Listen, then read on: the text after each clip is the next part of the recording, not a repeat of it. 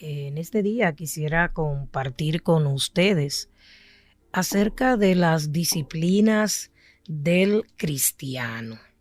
En segunda de Timoteo, su capítulo 2 y los versos 3 al 7, dice la palabra de Dios: tú, pues, sufre penalidades como buen soldado de Jesucristo. Ninguno que milita se enreda en los negocios de la vida, a fin de agradar a aquel que lo tomó por soldado. Y también el que lucha como atleta no es coronado, sino lucha legítimamente. El labrador, para participar de los frutos, debe trabajar primero.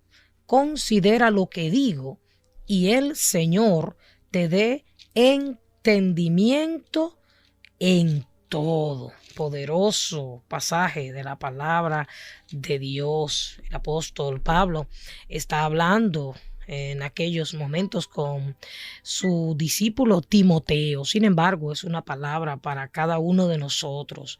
Sabemos que la mayor bendición, la mayor satisfacción que un ser humano puede tener en esta tierra es alistarse en el ejército de Cristo, servirle a Él, hacerle a Él el capitán, el dueño y Señor de su vida. Sin embargo, el mismo Jesús dijo que no todo iba a ser fácil, que en el mundo íbamos a tener aflicciones y luchas y ataques, pero que debíamos confiar en Él, porque Él venció, y porque Él venció, nosotros venceremos. Así que no tenemos que tener miedo cuando el apóstol Pablo nos exhorta diciéndonos: tú que me escuchas, que eres un hijo, una hija de Dios, o tú que te vas a alistar en las filas del Rey, sufre penalidades como buen soldado de Jesucristo. Un buen soldado de Jesucristo sufre muchas penalidades, pasa por muchas cosas difíciles y tiene que atravesar por muchas pruebas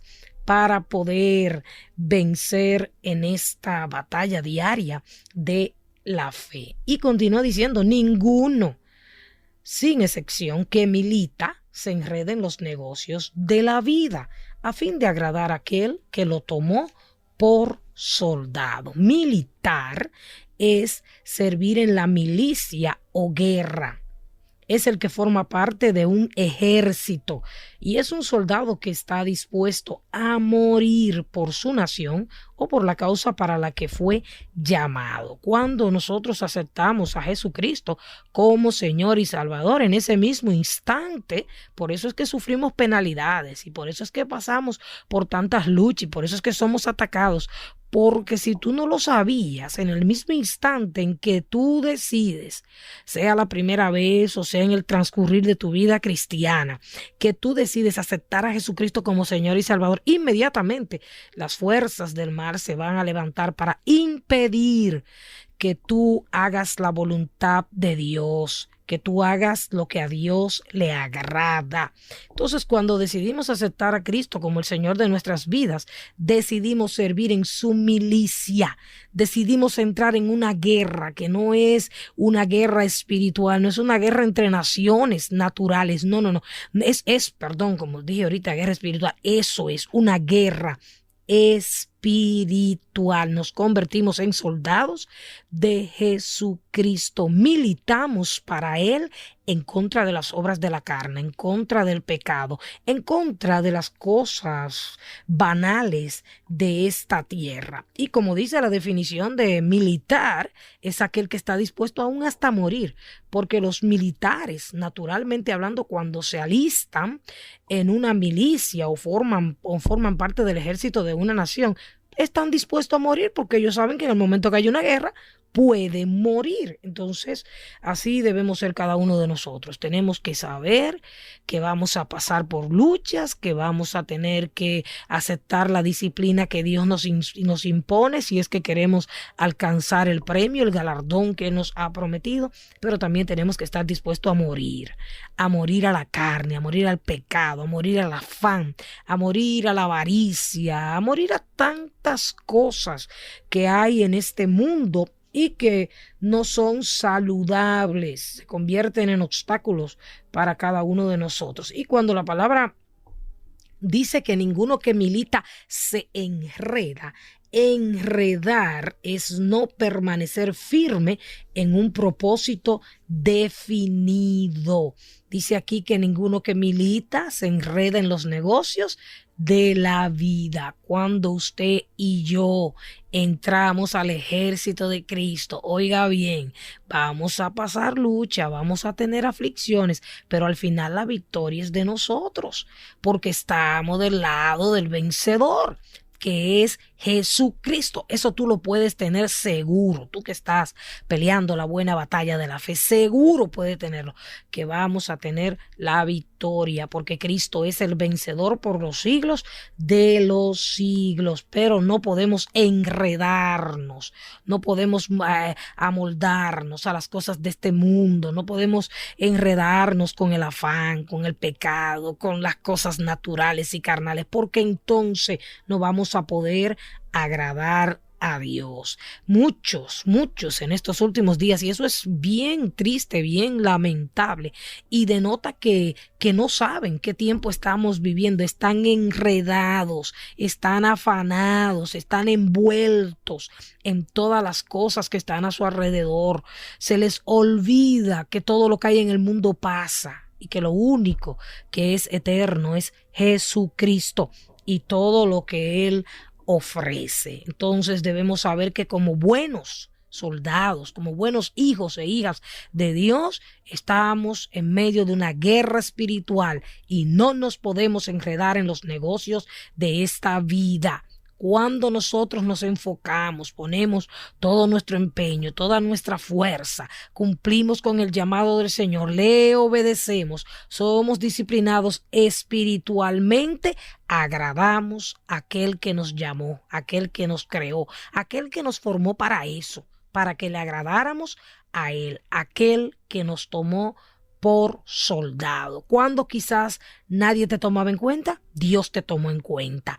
Cuando nadie te escogió ni te quiso, Dios te amó y te escogió para que fueses parte del ejército vencedor. Y dice también la segunda parte de este versículo, y el que lucha también como atleta no es coronado, sino lucha legítimamente. Los atletas olímpicos compiten contra los mejores representantes del mundo para probar que son campeones. Ningún atleta se esfuerza, se disciplina en una de las áreas o de los deportes que hace para perder. No, señor, todo el mundo quiere ganar, sean corredores, sean levantadores de pesas, sean nadadores, patinadores, todos compiten individualmente o como parte de un equipo y su objetivo es ganar la medalla. Sin embargo, estos atletas no nacen, tienen que desarrollarse, tienen que pasar por horas de arduo trabajo, de asesoramiento, de entrenamiento, convirtiéndose en maestros de la disciplina, tienen que renunciar a comodidades, tienen que a veces hasta dejar de comer y muchas cosas más que hacen estas personas para llegar a ser buenos atletas, buenos competidores y por ende llegar a obtener la medalla ganadora, la medalla de oro. Entonces, la tercera parte dice que el labrador también, ve, hay tres comparaciones que hace la palabra muy interesante, una como soldado, otra como atleta y otra como labrador. Para participar de los frutos, tiene que trabajar primero. Claro está, si usted no siembra la semilla, si usted no moja esa semillita, si usted no está pendiente, si usted no riega la tierra, nunca la planta o el fruto que usted sembró, usted lo va a cosechar. Entonces, igualmente como los labradores, tenemos que trabajar primero para poder participar de los frutos, para poder obtener el galardón. E igualmente vivir como discípulos de Jesús es un proyecto muy difícil, pero muy interesante y es lo mejor que puede pasarnos. Ser discípulos de Cristo requiere compromiso, sacrificio, resistencia y enfoque, porque estamos representando a Dios y su reino como embajadores en este mundo, luchando a la vez con nuestros deseos carnales y con las tentaciones de Satanás. Cuando hablamos de disciplina, no estamos hablando de legalismo. Legalismo son actos religiosos con el fin de obtener la aprobación de Dios. Recibimos el favor, recibimos la aprobación de Dios cuando aceptamos su obra por nosotros en la cruz. Dios hizo todo allí. Nosotros simplemente tenemos que ser disciplinados, tenemos que trabajar en lo que corresponde a nosotros y en lo que nos manda la palabra de Dios. Y quisiera mencionar brevemente 5 disciplinas básicas del cristiano vencedor: el atleta ganador, el militar que vence y el labrador que obtiene el fruto, el cristiano ganador. Hay 5 disciplinas básicas muy importantes que si usted las desarrolla, entonces usted podrá comer del fruto, usted podrá obtener la medalla de oro, usted podrá obtener una victoria permanente y constante. Dios no quiere que seamos cristianos victoriosos un mes o un año o 2 días y luego los otros días de la semana somos fracasados y derrotados. No, Dios quiere que nos mantengamos victoriosos, pero para eso tenemos que desarrollar, acatar las disciplinas que el Señor nos ha mandado por medio de su palabra. Y la primera es la oración. Sabemos que orar es hablar con Dios y que la oración es el medio que nos comunica con el Señor. Por lo tanto, los hombres y las mujeres que oran son hombres y mujeres victoriosos. Pero la palabra de Dios dice que para que esta disciplina nos lleve a ser vencedores, dice que tenemos que orar sin cesar. Primera Tesalonicenses 5:17 dice: orar sin cesar, orar sin detenernos. No podemos orar cuando tenemos problemas, orar cuando vamos al templo, orar a ciertas horas del día y ya. No. La Biblia dice que constantemente, con perseverancia, tenemos que orar. Y en la palabra de Dios vemos hombres y mujeres que perseveraron en esta disciplina de la oración y vieron la gloria de Dios y obtuvieron grandes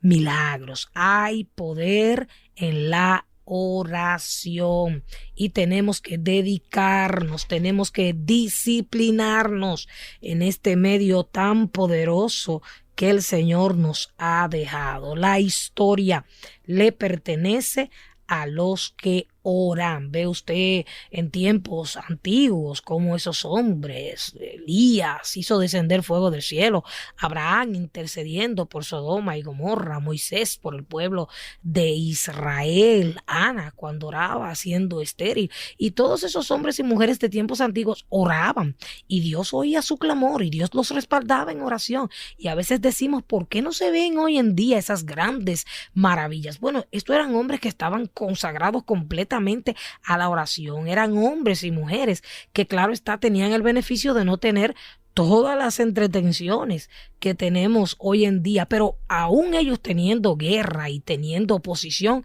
eran hombres y mujeres que oraban sin cesar, oraban hasta que ocurría lo que ellos estaban pidiendo. Y es así como tenemos que orar. Tenemos que disciplinarnos a orar correctamente.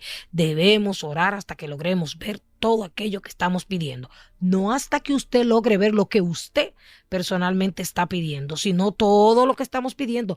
No podemos orar solamente por nosotros. Tenemos que orar, dice la palabra, los unos por los otros. Ahí está la oración modelo, que es el Padre Nuestro, que comienza dando gloria a Dios y comienza dando gracias a Dios por todo lo que Él da y hace. Y también comienza orando por otros. Antes de usted orar por usted, ore por otros, porque mientras usted está intercediendo, orando por otras personas, Dios se encarga de lo suyo. Filipenses capítulo 4, versos 6 y 7 dice que por nada estemos afanosos, por nada estemos enredados en las cosas de este mundo, sino sean conocidas nuestras peticiones con toda oración y ruego delante de Dios, y esa paz que sobrepasa todo entendimiento del Señor reinará en nuestros corazones y pensamientos. perfectos. Hay una frase que dice que los hombres que más han hecho por Dios en este mundo estaban de rodillas temprano. El que desperdicie en otros asuntos las primeras horas de la mañana, su oportunidad y frescor, en vez de buscar a Dios, de poco le aprovechará buscarlo el resto del día. Si Dios no está primero en nuestros pensamientos y esfuerzos en la mañana, estará en último lugar en lo que queda del día. La mañana es una de las mejores horas para tener ese tiempo de calidad en oración, porque en la mañana son las primeras horas del día y la Biblia dice que debemos buscar a Dios primero. Antes de encontrarnos con las personas con las cuales convivimos, debemos encontrarnos primero con el Creador del universo, el dador de nuestras vidas, Dios.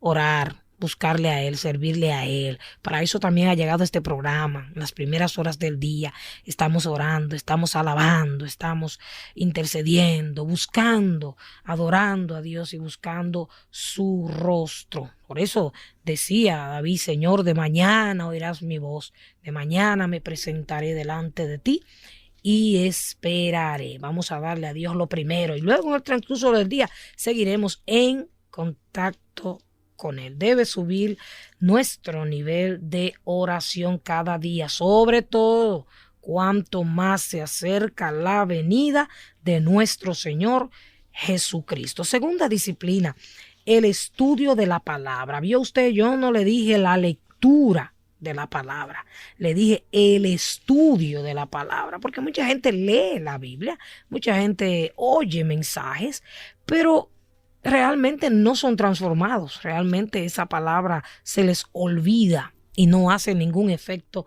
en ellos. En segunda de Timoteo, en su capítulo 3, los versos 16 al 17, dice la palabra: toda la escritura es inspirada por Dios, útil para enseñar. Mire, para todo lo que sirve el estudio de la palabra: para redarguir, para corregir, para instruir en justicia, a fin de que el hombre de Dios sea perfecto, enteramente preparado para toda buena obra. ¿Ve usted?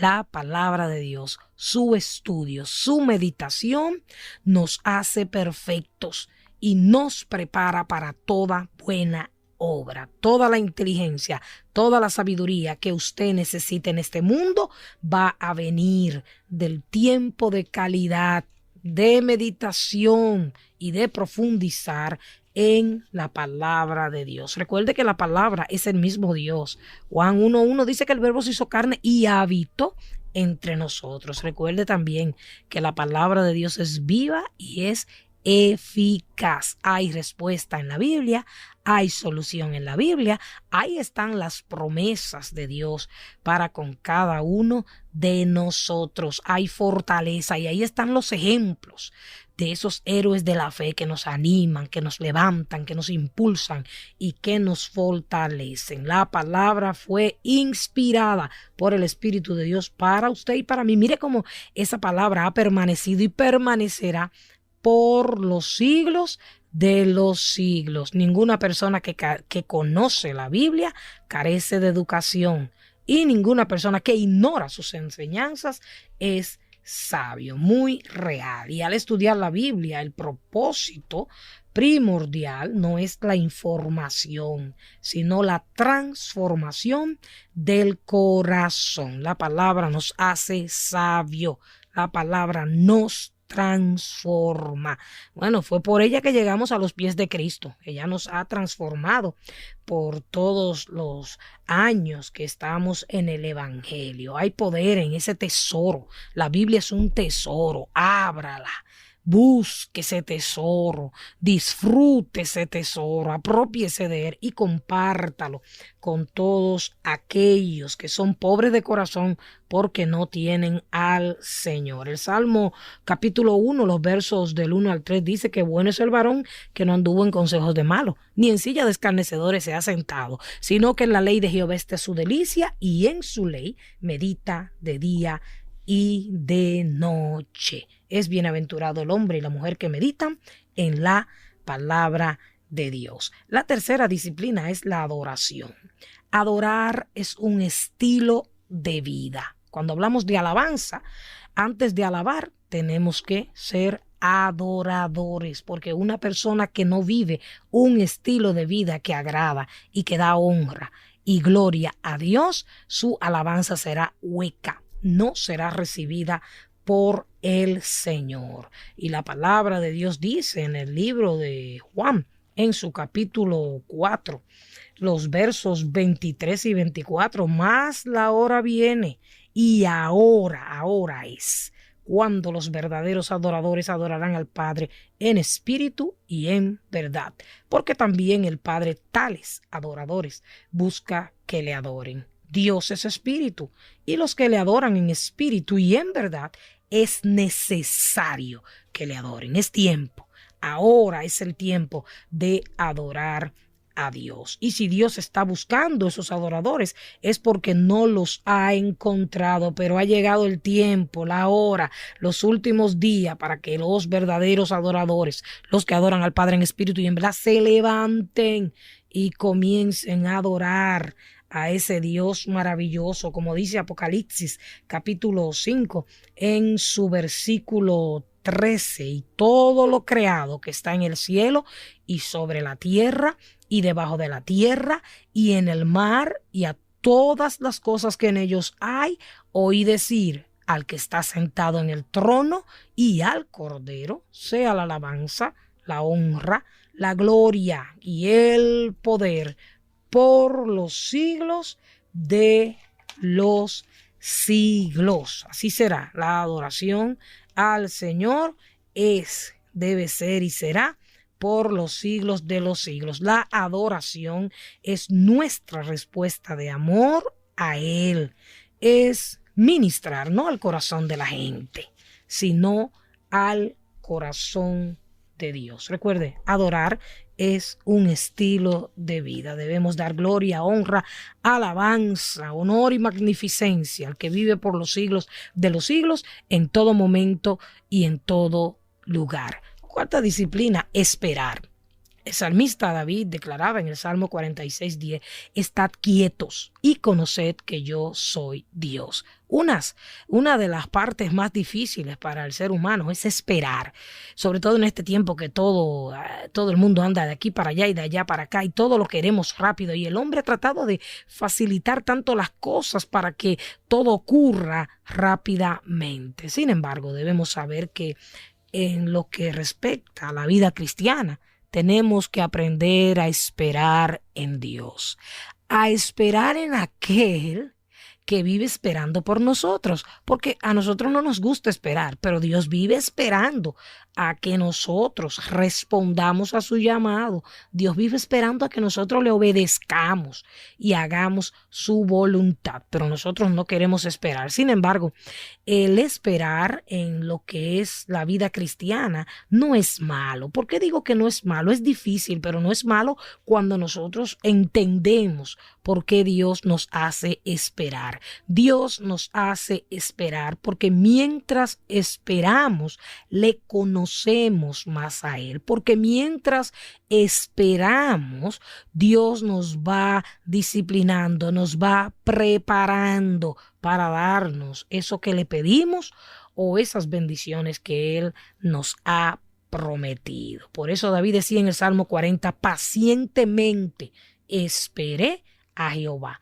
Y Jehová se inclinó a mí y oyó mi clamor. Los que no esperan desesperan y por ende pierden la fe, porque la fe es la certeza de lo que se espera, la convicción de lo que no se ve. Estás esperando una semana, un mes, un año, días. No importa lo que estés esperando, si tienes fe, vas a seguir esperando, vas a estar quieto, conociendo que Él es Dios, que Él no te va a fallar y sobre todo, Él nunca llega demasiado tarde. No olvides, tú que estás sometiéndote a esa disciplina de esperar y que quizás estás a punto de sucumbir, levántate y no olvides que el tiempo de Dios es perfecto y que Dios sabe cuándo es el minuto, la hora, el segundo preciso para contestar tu oración. El soldado, el discípulo, el cristiano que espera en Dios obtiene siempre una victoria completa. Quinta y última disciplina que voy a tratar en este día es el dar. El dar incluye varias cosas que no puedo por causa del tiempo detenerme a tratar cada una de ellas, pero que usted la conoce. El dar incluye ofrendar, el dar incluye diezmar y el dar incluye las primicias. Estas cosas y las demás disciplinas podemos después irlas tratando poco a poco, una a una. Pero sabemos que Dios es dador. Sabemos que la naturaleza de Dios es dar, porque Él se dio a sí mismo por cada uno de nosotros y porque Dios nos ha dado todas las cosas, desde la vida hasta todo lo que tenemos. Nosotros somos muchas veces mezquinos, no parecemos hijos de Dios, porque habiendo Él dándonos todo, nosotros regateamos y muchas veces forcejeamos por no darle a Dios lo que Él nos está pidiendo. También la palabra nos exhorta que nosotros debemos dar de gracia. En Mateo 10, versículo 8, dice la palabra de gracia, recibiste, de gracia dad. O sea, recibiste de gratis lo que Dios te dio, pues dalo también de gratis. La Biblia nos manda a darle al pobre, a darle al necesitado. Y dice el Salmo 41 que el que piensa en el pobre, en el día malo, lo liberará Jehová. La Biblia también dice que debemos darle al Señor la 10ª parte de todas las cosas que recibimos, que eso es santo y eso es dedicado al Señor. Si usted lo da pensando que alguien lo va a utilizar, bueno, usted está errado. Déselo al Señor. Cuando usted se lo da realmente al Señor, el Señor lo recibe. Si las personas, si los líderes toman eso y hacen con eso lo que ellos quieran, ellos le darán cuenta a Dios, pero usted obedezca a Dios. Igualmente las primicias, debemos darle a Dios lo primero, tanto en tiempo como en lo material, en todas las áreas de nuestra vida. A Dios le corresponden las primicias, y cuando hablamos de dar, no solamente hablamos de lo monetario. Dios nos dice cada día: hijo mío, dame tu corazón, entrégame tu corazón, entrégame tu vida completa. Dios no solamente pide de nosotros el dinero, Dios pide de nosotros tiempo de calidad en su presencia, adorándole, estudiando la palabra, orando, esperando en Él y escuchando su voz. Debemos prestar atención a qué cosas Dios nos está pidiendo y debemos dársela, porque cuando Dios pide no es para quitarnos, sino para darnos mucho más de lo que nosotros le hemos estado dando. Recuerde que Dios no necesita nada de nosotros, porque Él es el dueño de todas las cosas y Él es quien nos ha dado todas las cosas. Mucha gente dice: bueno, yo con mi trabajo, con mi esfuerzo. No. Si Dios no te da la salud, si Dios no te da la fuerza, si Dios no te permite vivir, tú no puedes trabajar y tú no puedes conseguir lo que tienes. Todo ha sido dado por Dios. Todo se lo debemos a Él. Y cuando Él nos pide, no nos pide para quitarnos, vuelvo y te repite, pide para multiplicarnos lo que Él nos está pidiendo. También en 2 Corintios, en su capítulo 9 y los versos del 6 al 8, dice la palabra de Dios: pero esto digo, el que siembra escasamente, también segará escasamente, y el que siembra generosamente, generosamente también segará. Cada uno dé como propuso en su corazón, no con tristeza ni por necesidad, porque Dios ama al dador alegre. Y poderoso es Dios para hacer que abunde en vosotros toda gracia, a fin de que, teniendo siempre en todas las cosas todo lo suficiente, abundéis para toda buena obra. Pasajes poderosos, profundos, promesas del Señor que luego tenemos que detallar detenidamente. Pero el que es generoso, Dios será generoso con él. El que siembra mucho, mucho recibirá. El que siembra poco, recibirá poco, porque Dios es justo. Y quiero culminar en esta mañana esperando que esta palabra te ministre y esperando que tú comiences a hacer lo que quizás has descuidado para que puedas obtener el galardón que Dios tiene reservado para ti. 2 Timoteo 2:15 dice: procura presentarte a Dios aprobado.